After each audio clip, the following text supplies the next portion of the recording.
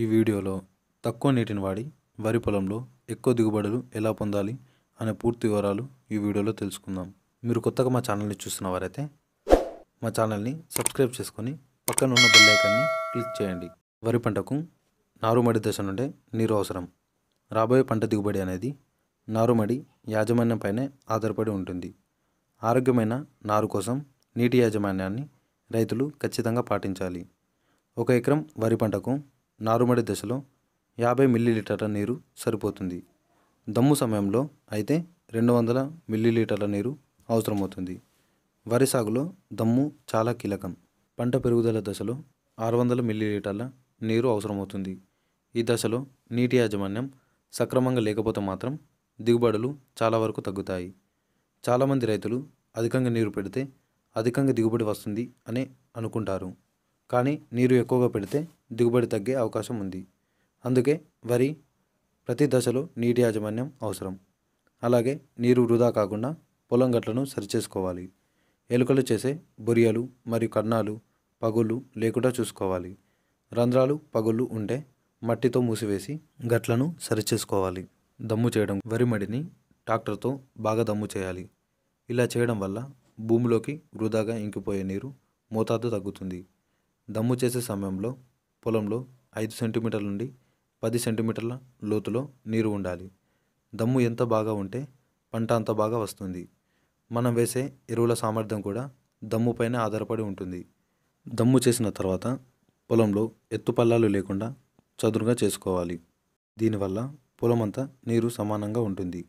అలాగే దమ్ము చేసిన తర్వాత నుండి నాట్లు వేసే సమయం వరకు పొలంలో 2 సెంటీమీటర్ల వరకు నీరు ఉంచాలి. అలాగే చదును చేసిన వెంటనే నాట్లు వేసుకోవాలి. నాట్లు ఆలస్యమైతే నేల గట్టిపడుతుంది, మున దిగదు. 4 నుంచి 6 ఆకులు గల మొక్కలను పైపైనే బురద పొదలలో నాటాలి.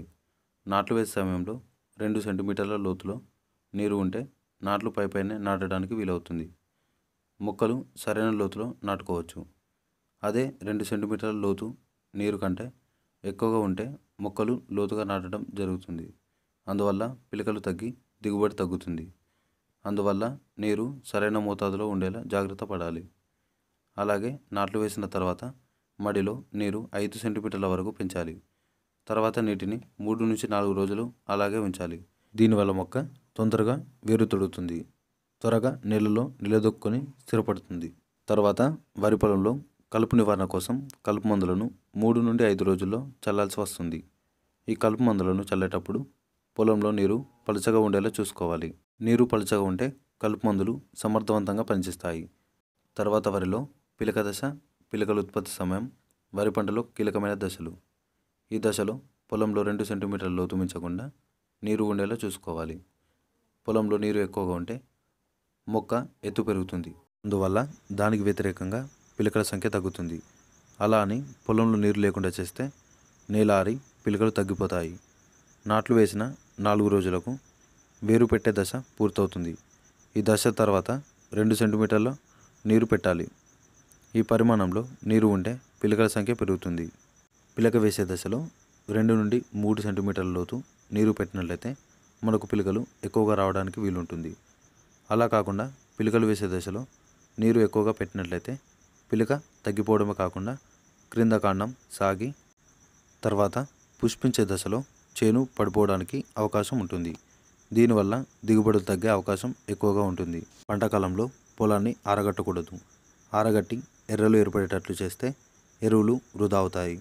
అయితే సారవంతమైన భూములను, అధిక ఎరువులు వేసే భూములను, సల్ఫేట్ విష ప్రభావం ఏర్పడిన భూములను అధిక పిలకలు పెట్టే సమయంలో నీటిని పూర్తిగా తీసివేసి 2 నుండి 3 రోజులు ఆగి నీరు పెట్టాలి. ఇలా నీరు తీసేయడం వల్ల ఆకు ఎక్కువగా పెరగకుండా, సుడిదోమ ఉధృతి పెరగకుండా ఉంటుంది. పొలంలో ఎరువులు వేసే సమయంలో కూడా నీరు ఎక్కువగా ఉండకూడదు. నీరు పలుచగా బురదగా ఉండాలి. బురద పొలంలో ఎరువులు వేస్తే ఆ ఎరువులు పంటకు బాగా ఉపయోగపడతాయి. పిలక ఉత్పత్తి పూర్తయిన తర్వాత ప్రత్యుత్పత్తి ప్రారంభమవుతుంది. పిలక ఉత్పత్తి ప్రారంభం నుండి అంకురం ఏర్పడే వరకు పొలంలో 2 సెంటీమీటర్ల లోతు వరకే నీరు ఉండాలి. అప్పుడే పంట ఆరోగ్యంగా ఉంటుంది. నాణ్యమైన పిలకలు ఉత్పత్తి అవుతాయి. అంకురం ఏర్పడే దశ నుండి గింజ గట్టిపడే వరకు నీరు 5 సెంటీమీటర్ల లోతు ఉండాలి. అంకురం ఏర్పడిన 47 రోజుల పాటు 5 సెంటీమీటర్ల నీరు ఉంచాలి. ఈ సమయంలోనే వెన్ను పెరుగుతుంది. ఈ దశలోనే వెన్ను బయటకు వచ్చి పొట్ట, చిరుపొట్ట దశలు ఈ సమయంలోనే పూర్తవుతాయి. ఈ కీలక దశలో నీటి ఎద్దడి ఏర్పడితే వెన్ను సరిగ్గా బయటకు రాదు. అంతేకాకుండా ఈ సమయంలోనే పువ్వులు విచ్చుకోవడం, పరపరాగ సంపర్కం, ఫలదీకరణం జరగడం మొదలవుతుంది. నీటి ఎద్దడి ఏర్పడితే పువ్వులలో వంధ్యత్వం ఏర్పడుతుంది. పూత, పరపరాగ సంపర్కం, ఫలదీకరణం దెబ్బతింటుంది. గింజ ఏర్పడు దశలో పొలంలో 5 సెంటీమీటర్ల లోతు నీరు ఉండాలి. నీరు సరైన మోతాదులో లేకుంటే గింజ సరిగ్గా ఏర్పడదు. తాలు గింజలు వచ్చే అవకాశం ఉంటుంది. గింజ పాలు పోసుకోవడం పూర్తయిన తర్వాత క్రమక్రమంగా నీరు తగ్గించుకుంటూ గింజ గట్టిపడే దశలో నేలలో తేమ ఉండేలా చూసుకుంటే సరిపోతుంది. వెన్ను పసుపు రంగులోకి మారిన నుంచి నీరు పెట్టడం అవసరం లేదు. కోత సమయానికి పొలంలో నీరు లేకుండా చూసుకోవాలి. పైన తెలిపిన విధంగా వరిలో తక్కువ నీటిని వాడి వరి పొలంలో ఎక్కువ దిగుబడులు పొందవచ్చు. ముందు మన ఛానల్లో అన్ని పంటల్లో వచ్చే సమస్యలపైన మరియు పురుగు మందులపైన, తెగుళ్ళ మందులపైన రివ్యూలు చేయడం జరుగుతుంది. ఈ వీడియో మీకు నచ్చినట్టయితే లైక్ చేయండి, షేర్ చేయండి. తెలుగు రైతు టిప్స్ అనే ఛానల్ని సబ్స్క్రైబ్ చేయండి.